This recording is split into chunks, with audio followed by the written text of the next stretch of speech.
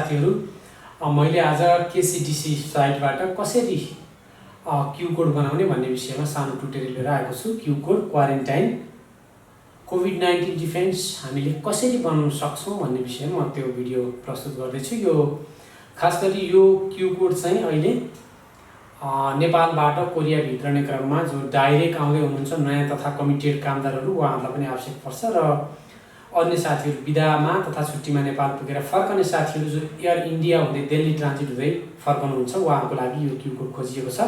अब लागौं Q code कसरी तयार गर्ने त। सर्वप्रथम तपाई ब्राउजरमा जानु होला। ब्राउजरमा जाँदा आईई को प्रयोग गर्नु होला, इन्टरनेट एक्सप्लोरर को प्रयोग गर्नु होला। इन्टरनेट एक्सप्लोररबाट यो चाहिँ सहजै ओपन हुन्छ। तपाईले क्यू कोड क्वारेन्टाइन भनेर सर्च गर्नुभयो भने भेटिन्छ। Q code QUARANTINE COVID-19 defence भनेर हेर्यो भने तपाई यो भेट्नुहुन्छ। यसरी खुल्छ Q code quarantine COVID-19 defence kcdc.go.kr भनेर यसरी खुल्छ। यसलाई चाहिँ तपाईले ओपन गर्नु होला। यसलाई ओपन गर्नु होला। ओपन गरिसकेपछि यसरी खुल्छ। तपाईले यो भन्दा पहिला के गर्नुस् भने आफ्नो पीसीआर रिपोर्ट अनि त्यसपछि आफ्नो पासपोर्ट, आफ्नो मोबाइल नम्बर र आफ्नो दक्षिण कोरियाको ठेगाना चाहिँ निश्चित गरेर एक ठाउँमा राख्नु होला। र अब हामी सुरु गर्न जाँदै छौं। यसरी आएको छ। अब यसमा चाहिँ तपाईले पहिला वक इन गर्नुस् र हामीले चाहिँ अंग्रेजीमा भर्न सक्छौं। यहाँ कोरियन भाषा र अंग्रेजी भाषा भनेर दुईटा भाषा दिएको छ। हामीलाई चाहिँ अंग्रेजी भाषा सहज हुने भएकोले हामीले चाहिँ अंग्रेजीमा भर्न सक्छौं। मैले चाहिँ यहाँ अंग्रेजी क्लिक गरे, इंग्लिश क्लिक गरे, इंग्लिश। त्यसपछि फेरि यहाँनिर के सोधेको छ यो कुराहरुलाई तपाईले वक इन गर्नु होला। र वक इन गरिसकेपछि यहाँनिर गो भन्ने अप्सन छ। अब हामी क्यू कोडको लागि चाहिने आवश्यक डकुमेन्टहरु तयार गरेर हामीले चाहिँ क्यू कोड बनाउँदै छौं। अब यसलाई गोलाई क्लिक गरौँ। गोलाई क्लिक गरौँ। गोलाई क्लिक गरिसकेपछि यसरी नयाँ पेज आउँछ र यसलाई स्क्रोल गर्दै छु मैले। र यहाँनिर सिलेक्ट योर कन्टिनेन्ट भनेको छ। तपाईको कन्टिनेन्ट भनेपछि हामीले एसिया गरौँ र search or select your nationality भनेको छ। हामीले चाहिँ NEPAL नेपाल गरौँ। हामीले चाहिँ नेपाल गरौँ। नेपाल गरिसकेपछि स्टेप 1 सम्पन्न भएको छ र यहाँनिर चाहिँ एउटा टिक लगाउनु होला। Consent to the terms and conditions भनेको छ। यसलाई क्लिक गरौँ। क्लिक गरिसकेपछि यसलाई नेक्स्ट गरौँ। यहाँ चाहिँ 8 वटा स्टेपहरु छन्। हामीले चाहिँ स्टेप बाइ स्टेप गरेर यो भर्नुपर्ने हुन्छ। स्टेप 1 हामीले आफ्नो कन्टिनेन्ट, आफ्नो महादेश र देशको नाम राखेर भरिसकेका छौं। अब स्टेप 2 मा जानको लागि यहाँनिर क्लिक गरौँ। नेक्स्ट भयो। नेक्स्ट भइसकेपछि फेरि यसलाई स्क्रोल गरौँ र तपाईको पासपोर्ट नम्बर भनेको छ। तपाईको आफ्नो पासपोर्ट नम्बर इनपुट गर्नु होला। उदाहरणको लागि मैले एउटा पासपोर्ट नम्बर इनपुट गर्दै छु। तपाईले चाहिँ आफ्नो पासपोर्ट नम्बर एक्युरेट इनपुट गर्नु होला, किनभने यो पासपोर्ट नम्बर तपाईले इनपुट गरेको पासपोर्ट नम्बर तैले क्यू कोड आउने बेलामा तपाईको पासपोर्ट नम्बर सहित त्यहाँनिर आएको हुन्छ। यहाँनिर तपाईको आफ्नो इमेल हाल्नु होला। मैले मेरो आफ्नो इमेल हाल्दै छु। मैले चाहिँ मेरो इमेल हाले। तपाईले आफ्नो इमेल राख्न सक्नुहुन्छ। हामी चाहिँ अहिले स्टेप 2 मा छौं र यो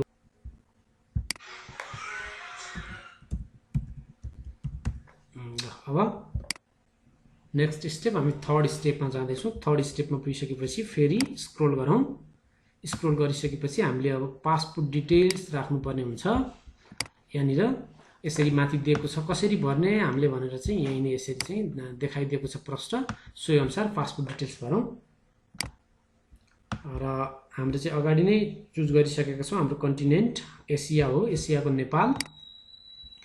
अनि त्यसपछि जेन्डर तपाई फिमेल हो भने फिमेल, मेल हो भने मेल क्लिक गर्नु होला। मैले अहिले मेल क्लिक गरे र input the family name written on the personal information page of your passport भनेको छ। म्यान्डेटरी भनेको छ। यसलाई अनिवार्य रूपमा तपाईले आफ्नो थर लेख्नु होला। मैले थर लेख्दै छु। त्यसपछि यहाँनिर चाहिँ हामीले नाम र पासपोर्ट डिटेल्स राख्यौं। त्यसपछि यहाँनिर के भनेको छ, त्यसपछि अब अब जन्ममिति भनेको छ, बर्थ डेट भनेको छ, यहाँनिर जन्ममिति राखौँ। उदाहरणको लागि मैले अहिले राख्दै छु 1995 1995 मन्थ मैले चुज गरेँ अप्रिल। त्यसै गरी तपाईले आफ्नो वर्ष महिना र गते तपाईले राख्न सक्नुहुनेछ। र अब त्यसपछि हामी नेक्स्ट स्टेपमा जान्छौँ। स्क्रोल गरौँ। स्क्रोल गरिसकेपछि अर्को स्टेपमा जानको लागि नेक्स्ट गर्यौं र हामी नेक्स्ट अप्सनमा आइपुगेका छौँ। अहिले यसलाई स्क्रोल डाउन गरौँ। स्क्रोल डाउन गरिसकेपछि please search or select country final departure भनेको छ। तपाईले यसलाई नेपाल नै गर्न सक्नुहुन्छ, यानी PAL नेपाल अथवा इन्डिया नै गर्न सकिन्छ। हामीले नेपाल गरौँ। Please input your schedule date of departure भनेको छ। तपाई आफ्नो उड्ने कहिलेको डेट हो भनेर भनेको छ। अब यसलाई चाहिँ अनिवार्य रूपमा तपाईको आफ्नो डेट राखौँ। मैले अहिले भोलिको लागि फ्लाइट भएको भएर मैले चाहिँ जुन 1 गरेँ। अनि please input the schedule date of entry भनेको छ। तपाईको कोरिया ल्यान्डिङ कहिले हुन्छ भनेर सोधेको छ। हामी 1 मा उडेर 2 मा पुग्छौँ। मैले 2 क्लिक गरेँ। प्लिज इनपुट द डेट भनेको छ, डेट पनि भयो। त्यसपछि अब मेन प्रब्लम भनेको तपाईहरु सबैजनालाई प्रब्लम पर्ने भनेको यहाँनिर तपाईको एड्रेस राख्ने बेलामा चाहिँ समस्या हुन्छ। सर्च जिप कोड भनेको छ, तपाईले यसलाई क्लिक गर्नु होला र मैले होला र यहाँनिर ल्याएर यसलाई कपी गरौँ। यहाँनिर चाहिँ टिक लगाउनुस्, यहाँ आफ्नो एड्रेस राखेर त्यसपछि सर्चलाई क्लिक गरौँ र यहाँनिर सर्चलाई क्लिक गरौँ। एकछिनले टाइम लियो। त्यसपछि यहाँनिर यसरी एड्रेस देखाउँछ। यहाँ राखिएको एड्रेस भनेको चाहिँ गुगलले चिन्नु पर्यो, अर्थात् यो नेट इन्टरनेटले चिनेर तपाईलाई त्यहाँको एड्रेस दिन्छ। यो एड्रेस मध्ये कुन हो, नियर बाई एड्रेस भनेर दुईटा एड्रेस देखाएको छ। मैले अहिले मेरो एड्रेस भनेको चाहिँ यो फर्स्ट वान मेरो चाहिँ कम्पनी एड्रेस र मेरो एड्रेससँग मिल्छ, त्यही भएर मैले यसलाई क्लिक गरेँ र फेरि यसलाई स्क्रोल डाउन गर्नुस्। स्क्रोल डाउन गरेर इन्टर डिटेल्स एड्रेस भनेको छ। त्यसपछि मैले मेरो एड्रेस डाउनलोड गरेँ, यहाँ इनपुट गरेँ र अब एड्रेस इनपुट भन्नेमा मैले क्लिक गरेँ। अब हामी चाहिँ अहिले चौथो स्टेपमा छौँ। त्यसपछि please input your mobile number भनेको छ। मैले मेरो मोबाइल नम्बर हाल्दैछु 98 560 82 660 मोबाइल नम्बर मैले यहाँनिर इनपुट गरेँ। यहाँनिर कन्ट्री सेलेक्ट छैन भने यसलाई नेपाल पनि गर्नुपर्ने हुन्छ। र मैले चाहिँ मेरो कोरियाको फोन नम्बर मैले राख्दैछु। कोरियाको फोन नम्बर 010 010 58 62 83 ल यो पनि भयो। त्यसपछि मैले फेरि यसलाई नेक्स्ट गर्छु। नेक्स्ट भयो। भइसकेपछि अर्को स्टेपमा हामी पुग्यौं। यहाँनिर के सोधेको छ, view the certificate of vaccine or attach file यहाँ भनेको छ। यसलाई चाहिँ क्लिक गरेर सेकेन्ड चाहिँ गर्नु होला, नन नगर्नुस्। Korean national full vaccinated or registered foreigners nations भनेको छ। हामी चाहिँ विदेशीहरू रजिस्टर छौँ, रजिस्टर भएको विदेशी भनेर यसलाई चाहिँ क्लिक गर्नु होला। यसलाई क्लिक गरिसकेपछि त्यसपछि नेक्स्ट स्टेपमा अगाडि बढौँ। यसमा चाहिँ केही पनि गर्नु पर्दैन। यसमा चाहिँ तपाईको रेजिस्ट्रेसन कार्डहरू हाल्ने भनेको छ। एलियन रेजिस्ट्रेसन कार्डहरू हालिरहन आवश्यक छैन। र यहाँनिर सोधेको छ please if you have receive the certificate of quarantine भनेर सोधेको छ। यसमा पनि नन गरिदिनु होला। अहिले यो आवश्यक छैन, यसलाई चाहिँ नन गर्न सक्नुहुनेछ। नन मैले नन गरिसकेको छु। र अब मेन चाहिँ अब फेरि नेक्स्ट गरेर हामी चाहिँ अर्को 6औं नम्बरको स्टेपमा जाँदैछौँ। मैले नेक्स्ट गरेँ। नेक्स्ट गरिसकेपछि फेरि अर्को पेज खुलेको छ। अर्को पेजमा छौँ हामी। यहाँनिर के मागेको छ भनेदेखि चाहिँ प्लिज इनपुट इन्फर्मेसन। तपाईँको चाहिँ यहाँनिर पिसिआर गर्नुपर्नेको कारण के हो, किन पिसिआर गरेको भनेर मागिरहेको छ। यसलाई चाहिँ नो रिजन भनेर चाहिँ यसलाई चाहिँ तपाईँले क्लिक गर्नु होला। मैले क्लिक गरिसकेको छु। र अनि त्यसपछि पिसिआर को मेथड सोधेको छ। पिसिआर को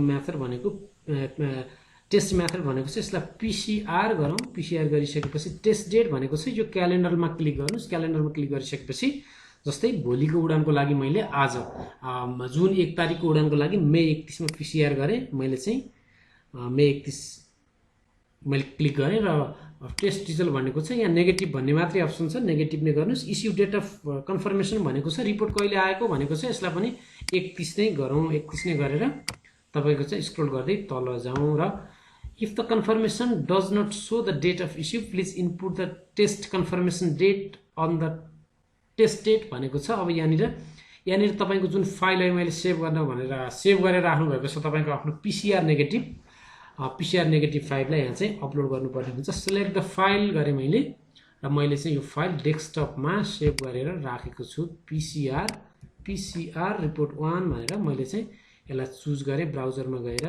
त्यसपछि यो रिपोर्ट यहाँ आइसकेको छ। पिसिआर रिपोर्ट भनेर यसरी देखिएको छ। त्यसपछि सिधै आउनुस्, तपाईको चाहिँ फ्लाइट नम्बर म्यान्डेटरी भनेको छ।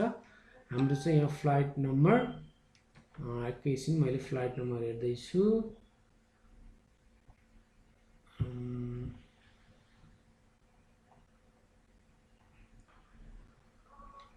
फ्लाइट नम्बर भनेको चाहिँ यसलाई दिल्लीबाट इन्चन जाने फ्लाइट नम्बर राखौँ हामीले। एयर इन्डिया एआई 312 मैले राखेँ। सिट नम्बर राखिरहनु आवश्यक छैन। त्यसपछि please input your health condition भनेको छ। हेल्थ कन्डिसन चाहिँ please select country you have visited over last 21 days भनेको छ। तपाईले यसलाई एसिया गर्नुस्। एसिया गरेर नेपाल मात्रै छ, नेपालबाट बाहिर हामी गइएको छैन। एनइपिएल मैले यसलाई नेपाल क्लिक गरेँ र त्यसपछि यो अरू कुराहरू भरिरहनु परेन। यो एसिया र नेपाल गर्नुस्। त्यसपछि स्क्रोल गरेर तल आइसकेपछि यहाँ चाहिँ तपाईले पिसिआर गर्ने क्रममा 21 दिनमा कुनै कोभिडको लक्षणहरू छ भनेर सोधेको छ, कुनै त्यस्तो छ भनेर सोधेको छ, छैन। सिम्पटम्स डज नट एक्जिट गरौँ। त्यसपछि हामी सिधै जाउँ। If any item below please select भनेको छ। यहाँ नट एप्लिकेबल गरौँ, केही पनि छैन भने यसलाई चाहिँ नट एप्लिकेबल गरौँ। त्यसपछि नेक्स्ट गरौँ। मैले नेक्स्ट क्लिक गरिसकेको छु। त्यसपछि कन्फर्मेसन कम्प्लिट भनेर यहाँ भनेको छ। अब हामी लास्ट अप्सनमा आइपुगेका छौँ। यहाँनिर 8 वटा अप्सन थिए, यहाँ देख्न सक्नुहुन्छ। स्टेप 1 स्टेप 2 यहाँ चाहिँ यस्तो स्याडो भएको छ। यो चाहिँ हामीले सबै कम्प्लिट गरिसकेको भएर र हामीले कम्प्लिट गर्न बाँकी भनेको एउटा 8 मात्रै छ। 7 सम्म हामीले गरिसकेका छौँ र यसरी तपाईको फुल इन्फर्मेसन यतापट्टि आएको छ। तपाईको सबै डिटेल्स यतापट्टि आइरहेको छ, तपाईले हेर्न सक्नुहुन्छ।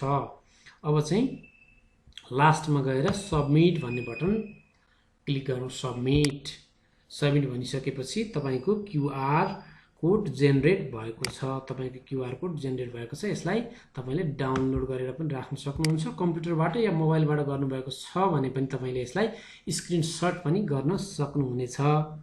धन्यवाद।